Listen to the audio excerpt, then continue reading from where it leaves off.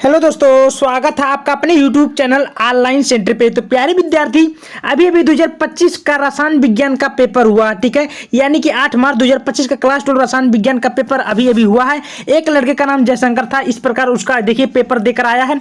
वो पेपर का code 347 KD paper का कोड है, ठीक है।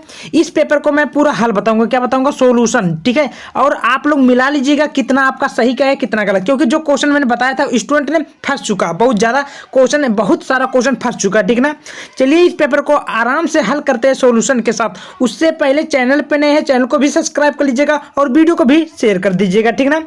चलिए तो स्टूडेंट कुछ इस प्रकार आपका 70 नंबर का पूर्णांक दिया गया था। समय 3 घंटा 15 पेपर को हल करने के लिए दिया गया था। बोला कि प्रारंभ के 15 मिनट परीक्षार्थियों को प्रश्न पत्र पढ़ने के लिए दिया गया था।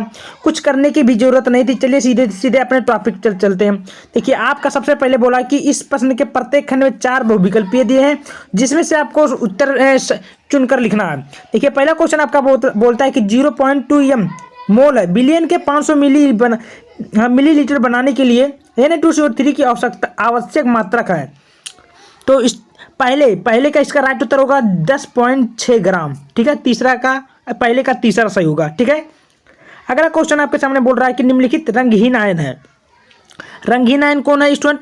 इसका सही उत्तर आपका Na2+ है, ठीक है। पहला राइट उत्तर होगा। दूसरा का समझ में आ रहा, कोई दिक्कत नहीं है। आपके सामने तीसरा क्वेश्चन गा वाला चलते हैं। क्या बोला उसको भी बारीकी से देख लेते हैं। संकर आयन का आपका जो होगा दूसरा 2+, क्या होगा 2, ठीक है 2+। अगला क्वेश्चन बोल रहा है अपक्रिया CH3COCl+H2 इतना है तो उत्पाद होगा।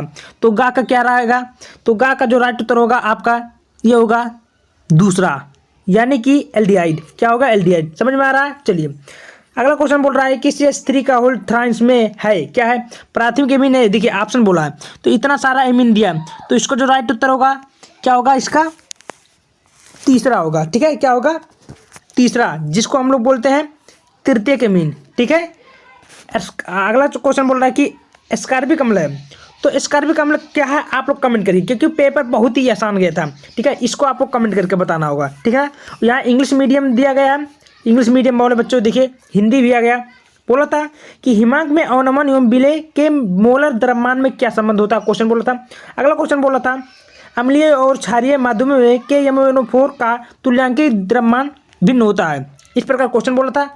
अगला क्वेश्चन बोला है NH4OH विलयन में CuOH का घुलनशील है, जबकि NOH घुलनशील में नहीं है, क्यों? देखिए इस प्रकार आपको बोला था, अगर आपने लगाया है तो आपको नंबर मिल जाएगा, ठीक ना। देखिए अगला क्वेश्चन आपके सामने आता है। क्या बोला था? ध्यान से थोड़ा देख लीजिए।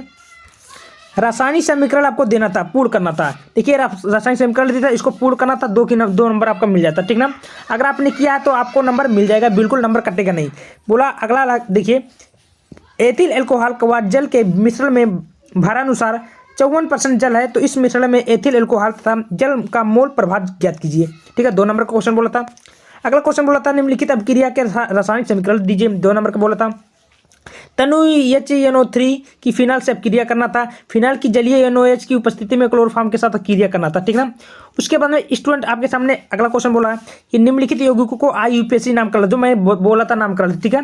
देखिए CH2 का होल फोर्स CH3 इसमें का बोला। देखिए सब क्या बोला? IUPAC नामकरण आपको करना था, लिखना था, ठीक है।